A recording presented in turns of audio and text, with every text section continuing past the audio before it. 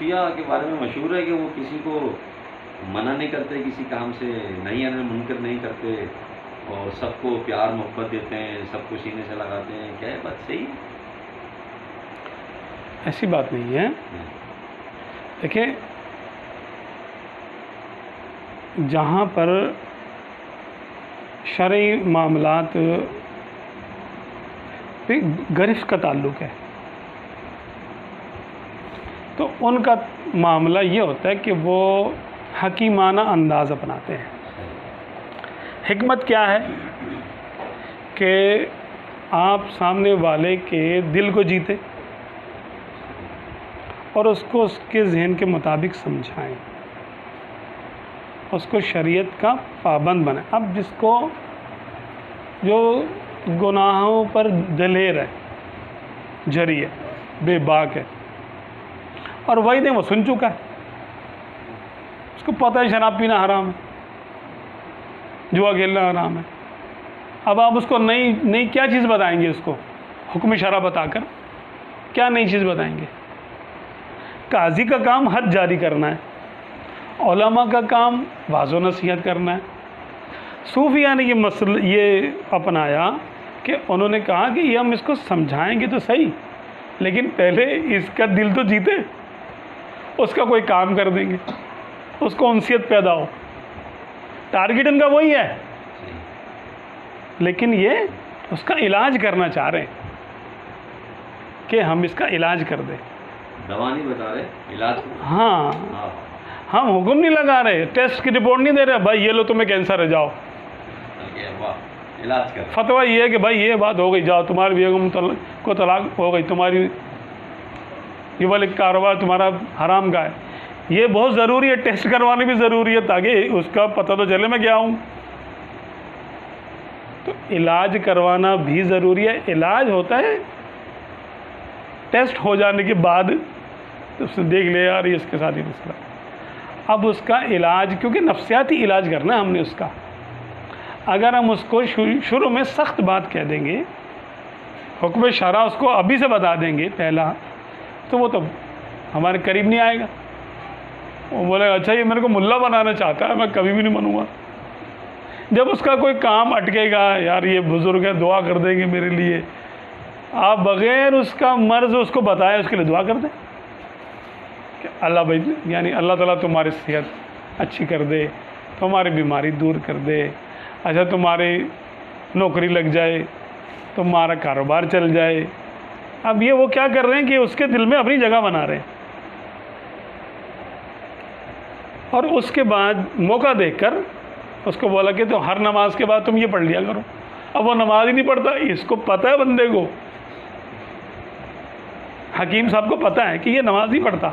उसको बोला यार तुम अगर रोज़ी में बरकत चाहते हो तो जैसे नमाज का टाइम आए ना, तुम दुआ ये जो ना ये कर लो। अच्छा एक को मैंने बोला ऐसे ही, अब हम कोई सूफी तो नहीं है लेकिन ऐसे ही, उसने बोला भाई मैं नमाज़ नहीं पढ़ता।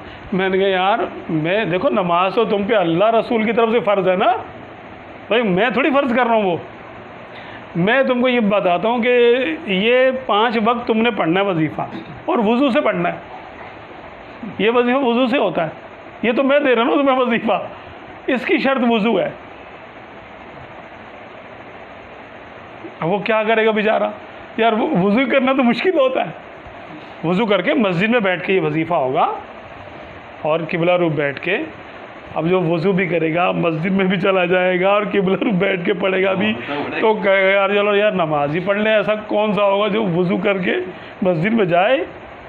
मैंने कहा जैसे अज़ान हो आप वज़ू करो, मस्जिद में जाओ, ये वजीफ़ा पढ़ो, 15-20 मिनट का टाइम होता है इसका, है ना, वजीफ़े का, वो आप अपना पढ़ लो। नमाज तो भाई मेरे तरफ से फ़र्ज़ नहीं है, वो आप अल्लाह रसूल को जवाब दोगे, वो आपका मामला है। वजीफ़े की शराइत ही है। फंस गया, अब क्या करें,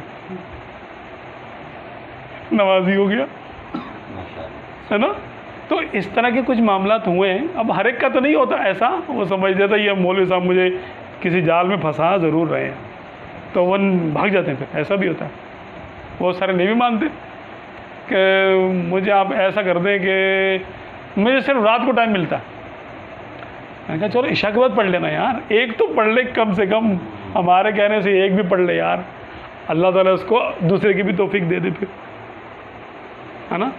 तो ये हम कर सकते हैं। अब वो ऐसा है कि अगर हम उसको ये नहीं बोलेंगे तो वो पढ़ेगा ही कोई नहीं नमाज। अब तो वो अपनी गर्ज से आया, पसंद की शादी करनी है, मैंने कहा तहज्जुद के बाद ये वाला वजीफ़ा पढ़ना है और नमाज छूटेगी तो वजीफ़ा ख़त्म।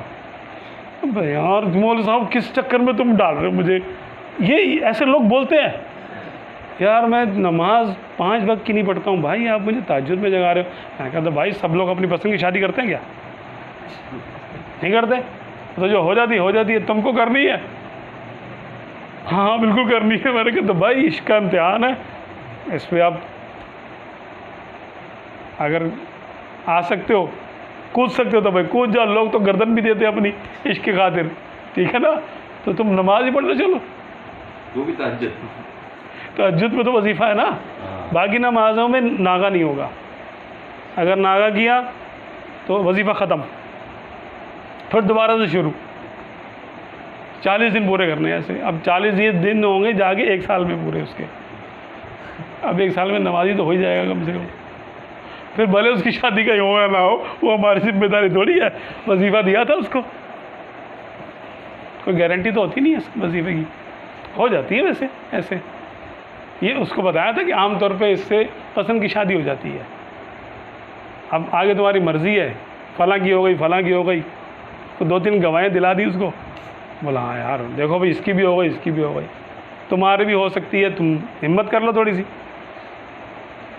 तो इस तरीके से अब ये इसमें क्या है, टैक्टिक्स हैं ये नफ्सियाती।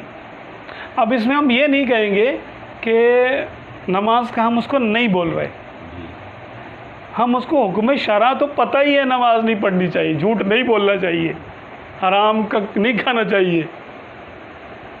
अब एक शख्स है वो हर बार कुछ भी हो, बस मेरी फला जगह मेरी नौकरी लग जाए, वहाँ ज़्यादातर हराम होता है।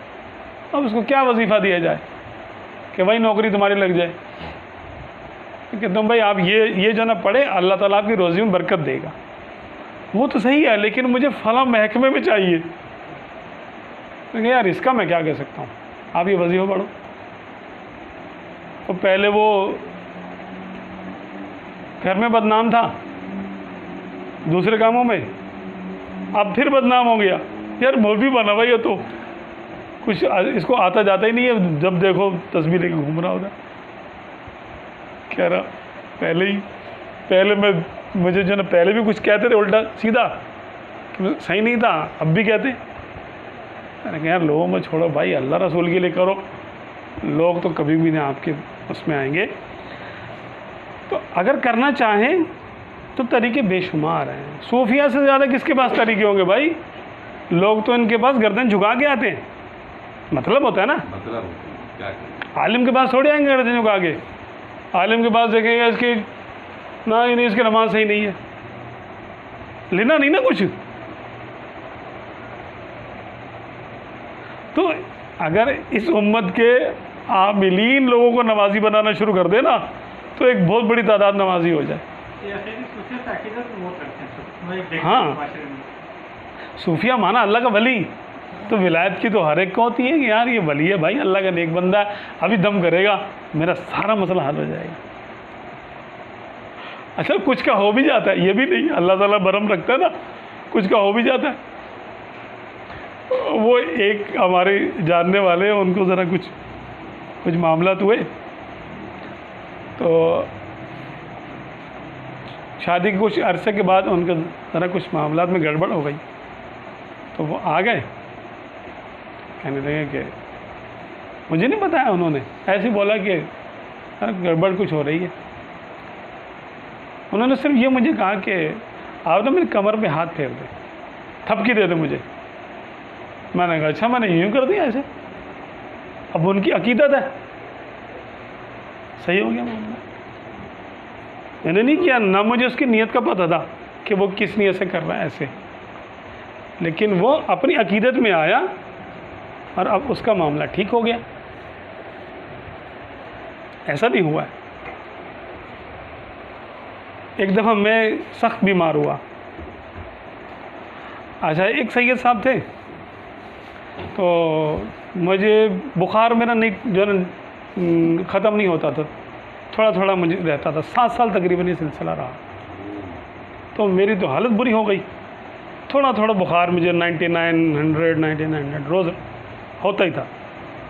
और मुझे मालूम भी नहीं था, मैं उन दिनों दरस निज़ामी कर रहा था, पढ़ रहा था, तो ना मुझे ख्याल रहा कि मैं क्या शायद थकावट होती है, नींद करने का मौका नहीं होता। लेकिन बहरहाल फिर एक सैयद साहब थे, वो दम करने वाले मशहूर नहीं थे, ऐसे बस नेक आदमी थे, लेकिन मैंने उनसे अकीदत में कह दिया कि पानी लेके मैं खड़ा हो गया उनके सामने और मैंने बोला हज़रत इनमें दम कर दे। तो उन्होंने बोला भाई मैं दम नहीं करता। मैंने कहा बस आप फूंक मार दे। कहने लगे अच्छा। उन्होंने दुरूद शरीफ पढ़ा, ऐसे कर दिया। उसी दिन मेरी तबीयत ठीक हो गई, अल्हम्दुलिल्लाह आज तक ठीक है, आज तक ठीक है। तो वैसा बुखार मुझे कभी नहीं हुआ, ना वैसी तबीयत मेरी दोबारा हुई। तो अकीदत पे बात है, अल्लाह ताला अपने जो उसके नुमाइंदे हैं ना, चाहे उनका ज़ाती किरदार कैसा ही हो, अल्लाह ताला उनका भरम रखता है कि यार ये दीन इस्लाम का नुमाइंदा है, ये हुलिया इसका ऐसा है। तो वो इस्लाम की हक्कानियत साबित करने के लिए उन लोगों के हाथ पे खैर जारी कर देता है। ऐसा भी होता है। इसमें तो जाली लोग भी आ जाए ना, बन के बैठ जाए, उनके हाथ पे भी हो जाती है खैर जारी। ऐसा है, क्योंकि दीन सच्चा है ना। तो इसका नाम लेवा चाहे खुद झूठा ही हो, कुछ ना कुछ फैज़ वहाँ से मिलेगा, मिलेगा फैज़। तो इसीलिए सूफिया से बड़ी मोहब्बत होती है हमारे अवाम को। कोई मोरे